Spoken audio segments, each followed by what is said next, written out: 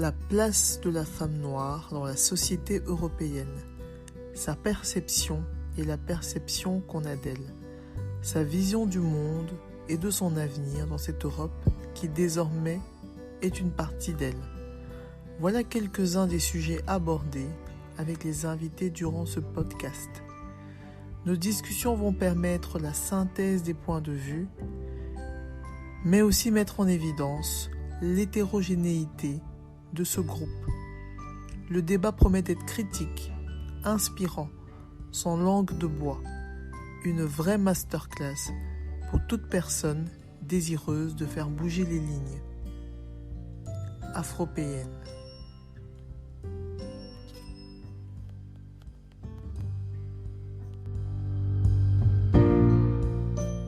Here we go. Hi, Isa. Hi, Hi. it's actually Whitley.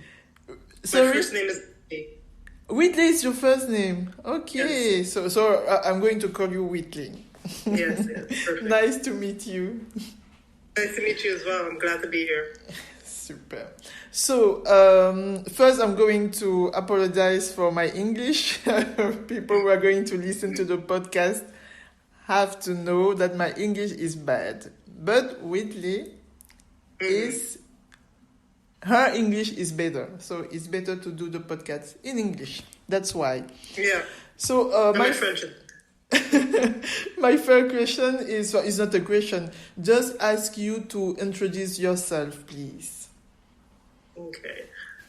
So my name is Whitley, and I'm a photographer based in Brussels. I was born and raised here in Belgium to Nigerian parents, so that's why I speak English. A lot of people are like, "You're black, you don't speak French." It's because I'm from Nigeria, and the language there is English because it was colonized by the UK. And I grew up in the Flemish-speaking part. I grew up in Ghent. I recently moved to Brussels like 2 months ago, and I studied in Brussels, so that's why my French isn't so good. I studied applied economics in the university at the VUB in Brussels. And I kind of realized this is not what I want to do as a career. Like the career options that it offers was not anything that I wanted. So I kind of panicked. I was like, okay, but what do I do instead? And then in my last year of university, I kind of fell back into my hobby of photography because it had been my hobby since I was a child. But then because of the stress of university and figuring out what I wanted to do with my future, I kind of dropped it for a while. I didn't do photography as much. But then in my last year, I found photography again. I realized, maybe I could do something with photography. Maybe this is the path I need to be on. So when I graduated, I entered the corporate world because that's what I had to do. I needed an income. I needed money. So I did. I started a first corporate job, but then I also started my photography a bit more professionally. First, I just started out taking portraits of my friends, and from there I grew to taking portraits of models. I moved more towards the fashion side of photography. And now I work a part-time corporate job, and I'm a freelance photographer. Okay. Well, my goal is to be a full-time freelance photographer. So you are full-time photographer. Yeah, but who also works part-time, I guess. Yeah, that's my story. Okay, great. I first meet you, your name, on LinkedIn. It was about the work you did for Afro. Is it something you can wear for a job? And the photo was just wow. And I see the photo on the LinkedIn of Les Ateliers Crépus. You see, and then I see the photo, I click on the photo and I see your name, and then I go on the website, and that's how I meet you first. Can you talk a little bit about this project? Yeah, so the project basically is a portrait series of Black women in their natural hairstyles, their Afro hairstyle, and it's Black women who work corporate jobs, because I've had like the idea of this project in my mind for a while. I think maybe 2019 is when I got the first idea, because I was still working full time, and I was struggling between creating work for myself and for clients, because I didn't have a lot of time still working a full-time corporate job. So when I was doing photography, I was leaning more towards, okay, I just need to get paid. I need to find some clients. And I was kind of losing like my artistic voice or like my creative vision within photography. And I talked to a couple of people, and they said, yeah, it's more important to create your own personal project, something that inspires you and something that's creative to you. And that will lead to then hopefully paid clients. So I was looking for a product to do. And I started out looking inward in myself, starting from as myself. I'm a Black woman who works a job. Is that something I can incorporate into a photo series? And I thought about doing something about hair. But then the next year in 2020, when the lockdown happened, happened, I couldn't go to the hairdresser because they were all closed. And so when we were turning back to the office, to my corporate job, I didn't have my braids in, because I usually always have my box braids. I didn't have my box braids in. So I was thinking, oh, is this the first time I'm going to wear my Afro hair? Really? It was the first time for you? It was the first time ever. And I kind of realized, oh, this is something that I haven't even thought about doing ever. It's just like easy for me to just have my box braids in. And I wasn't really worried about like the reaction. Like I knew my colleagues were going to say something, because that's just how they are. It's not even something negative. They just always have to comment on my hair. But I wasn't like worried about that I won't be professional, or that they might be negative. It was more the fact that I never stood still and thought, hey, maybe let me just wear my hair naturally to work. That's just it never came across my mind. And I thought that was interesting, that realization. So then I started thinking, okay, maybe this is how the project can take shape. Let me find some other Black women and like ask them what their story is. Why do they wear their natural hair, or why don't they wear their natural hair to work? Because my older sister, she has 3 young children, and she also doesn't wear her hair naturally to work often. But for her, it's just because she doesn't have time. Okay. In the morning with her kids, it's just easier to just have a weave-in or have a protective style, or just a wig. Like a lot of women. And then when she has more time, she will wear her natural hair to work. And then from there on, I just started I used LinkedIn to look for other Black women in like the corporate space. And I just reached out to them saying, this is what I want to do, or would you be interested in having your portrait taken? And I found 8 women who were interested, and we did the shoot in Brussels. I did it with a Black makeup artist as well. She did the hair and makeup of all the women. And I wanted to create like a corporate headshot. Like I researched old paintings and portraits, and it was usually old white men in like a nice office setting. And I thought, okay, let me try and recreate this, but then with Black women, with the hairstyle in focus. And that's what we did. And then during the shoot, I would talk to them, and it was so nice just hearing their stories, really, because I grew up without Black friends, really. Even when I came to Brussels to study, I met a couple of Black people, but we didn't keep in touch throughout the entire really? Yeah. So when I went back to work in the corporate space, I was still around mostly white people, so I didn't have any Black friends. So it was nice. Also in Brussels, you don't find. Okay. Yes, I just recently moved to Brussels, so yes, I was still at the bank. So hopefully now I'll meet more people, but also just meeting them, it was nice. Being able to talk to them, because we can relate to each other. Okay. So that was really nice. And really, also for the makeup artist, because she was in a similar position as I am. So it is what not easy to find this girl, this woman. Was it easy or not? Kind of. It took me a while. Because I asked a couple of people, and some people didn't respond or weren't interested, but they recommended somebody else, and that's how I found enough people. And yeah, at first I didn't know where to look, because it wasn't like I could just ask my friends, "Hey, do you know another black girl who would be interested?" Because most of my friends have other white friends. They don't I'm the only one. Okay. You know? But I ended up finding them and talking to them. It was nice just hearing their stories and that they go to the similar things that I go through.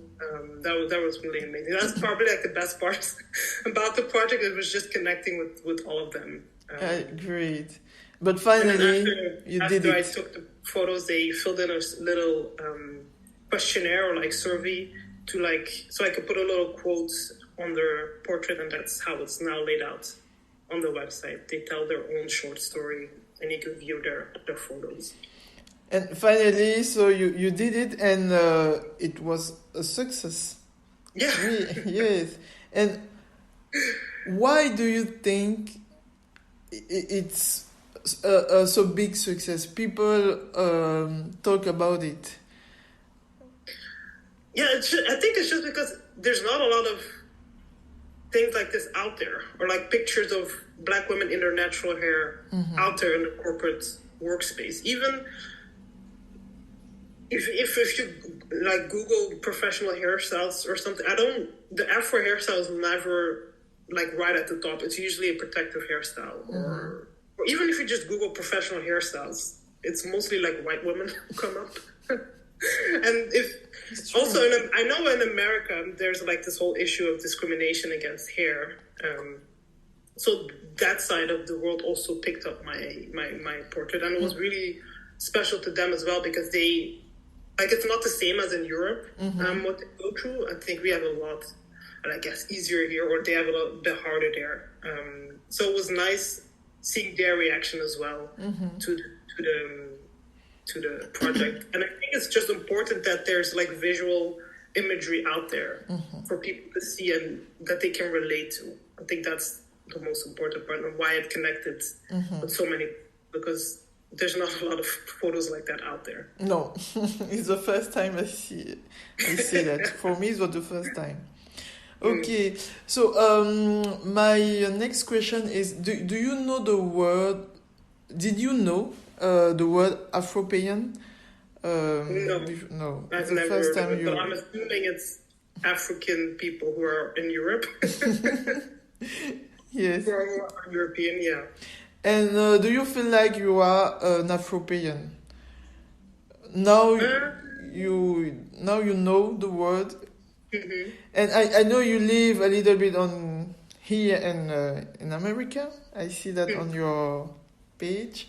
Do you feel more like an African girl, European? It's difficult. I think how I would describe it usually is I'm 30 to 40% Belgium or European, and then 40% Nigerian, and then there's 20% nothing. Because I don't totally fit in with all the Belgium culture and customs, because I'm not fully Belgian, but then also because I grew up with Nigerian customs and things like that, but I'm also not fully Nigerian, because I did grow up here, and I'm used to Belgian culture, I guess. So I guess it's not really 50-50, because I feel there's one piece that's just nothing. That's original. It's the first time I have this answer. Oh, really? It's the first time. Okay, but no problem. And so we talk about your job. I think it's the first time I met a black woman photograph. Oh, really? Yes. Wow. Yes. Okay. Well, I don't know a lot of artists. I don't know. But in your how do you say that? Dans ton métier, in your job, is there a lot of black women? Or is there in my day job or in like the photography? No, it's the photograph job. Here in Belgium, I don't know any other one. There's like two that I follow on Instagram, or like we follow each other, but it's not like we've personally met or anything. But I did join a photography community that's specifically for black women. It's called Black Women's Photographers. Yeah, I saw it on your website. Yeah, I joined that about 2 years ago, right when it launched. But it's a worldwide... It's worldwide, yeah. So we connect with like all the black women photographers around the world. It's an American woman who founded it. Her name is Polly Iringu. And she has just created like a database so people can go there to hire us. But also she has a lot of resources available for us, and she tries to help us like grow into our individual industries, which is amazing. And it's just nice meeting other women like me in the photography community, because I feel like the creative journey can be very lonely in the sense that you have to do everything yourself, and if you don't push yourself, nobody else is gonna say you have to do this, you have to do that. Even like friends who support you, they don't really get how tough it is sometimes. Sometimes there are days you just feel like I don't want to do anything, but you kind of have to if you want to get to where you want to be. So it's nice that I found this community who go to like the same things that I. If I'm feeling down or unmotivated, I can go to the group and say, "Hey, what should I do to like? What advice do you have?" Or if I'm struggling to find this or that, they will have the answers for me, or they're there to support me, and that's just really nice to have. That's something I realized, that having that community is really, really important to me. And I've met a few people in real life through that community. There's one girl from the UK who I talk to like every 2 weeks. We hold each other accountable on like our goals that we want to do, which is nice. And then when I went to Paris in May of last year, and then I met one of the members there in real life. And then again in September. Who lived there, yeah. So there's different groups. We have like a group chat, but it's really like for a bigger community, and we have sections in the group chat for like the location. So there's a Paris group, so I joined that, and I said, "Hey, I'm coming to Paris. Would anybody want to meet up?" And then I met a person, and then in September I went again to Paris for Fashion Week, and I met another photographer. Really? Somebody from the UK came to Fashion Week as well, and then we met up there, which was nice. And I went to Chicago 2 weeks ago. You saw that on my LinkedIn. I saw that. I did the same follow thing. I said, you. "Hey, I'm going to be in Chicago. Does anybody want to meet up?" And then I met somebody there as well. So that's just really nice that I get to meet so many new people. It's a great community. It's great. So photograph is your passion, but if somebody want to learn, is there a school here in Belgium, in Europe? I don't know. To study photography. Yes. Is it possible? I don't know. Or everybody. There are many art schools in Belgium where you can study photography. I didn't study photography in school. I just learned everything on my own and through going out and shooting as much as I can through experience, really. But it just depends on what you want to do. I think school can be great, just the networking part of it, to meet, you're around similar people and you can all like grow together and help each other. And you have the resources there and the material there that you can use, which is great. But you can also just learn it on your own. Just by practicing as much as you can, that's how you get better, really. And as a black girl, coming from a black family, Is it easy to say to your parents, "Oh, I'm going to do a photo"? Of course How was not. it? You already know. Of course not. It's not easy. That's why I had to start a corporate job first. Because Yes. my mom really wanted me to get the degree that I have. It's kind of because of her that I even chose that direction. But yeah, my mom always tells me, just focus on your day job. Make sure that you have your steady income. And I get it. But photography is just really what I enjoy doing. And for me, it's more like, why do I have to do something that I don't like if I can do something that I do like instead? I know it's not going to be easy and I have to build up and grow, but that's what I'm trying to do. And in the beginning, my mom was a bit more resistant in the sense that, no, just you can't, because I would say a lot, I want to quit my job, and she would say, no, don't ever say that. But it's more like just exhaustion and just wanting to do something else. But I know it's going to take time to get where I want to be. And now she's more on board than she was before. But yeah, like the rest of my family, because here in Belgium, it's just me, my siblings and my mom. But then like if I talk to some people, family from Nigeria, they're like, okay, why aren't you married and have kids yet? I'm like, I'm trying to focus on my photography. I know that. I think a lot of women who are going to listen to the podcast are going to say, I hear that. That's what you have to do as an African person. You have to get married and have kids. If you don't have that, then basically your life is meaningless, I guess. In there, I don't know.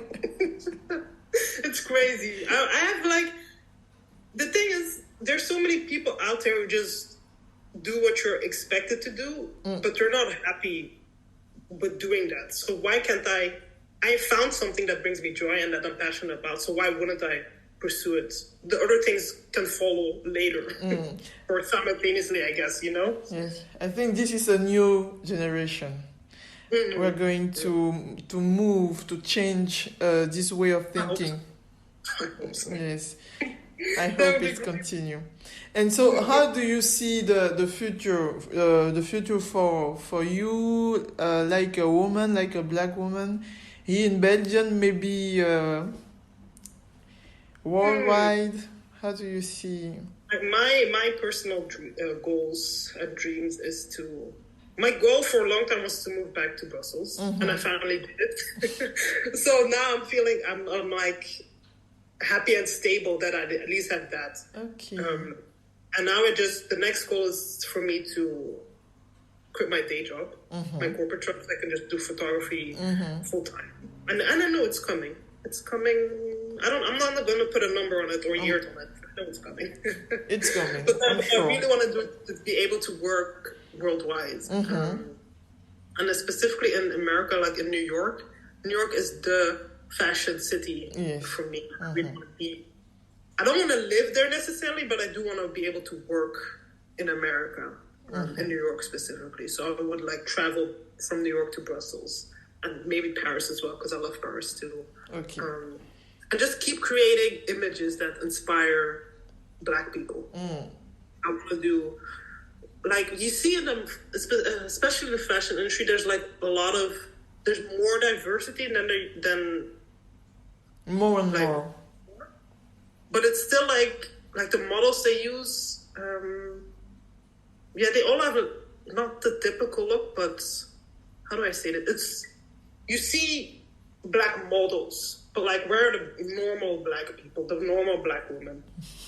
Like if I see like a supermodel on the cover, how is that going to inspire a 45 middle-aged woman who's maybe a bit heavier and has kids? Like how is that? There's like a bit of a disconnect, and I want to be able to inspire all Black people, not only just models but like normal people. Normal people.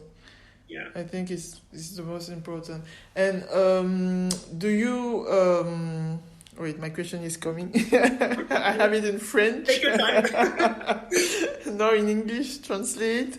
And do you feel like be a a woman, a black woman, is an opportunity or not for your job. You want to work in the fashion industry or worldwide.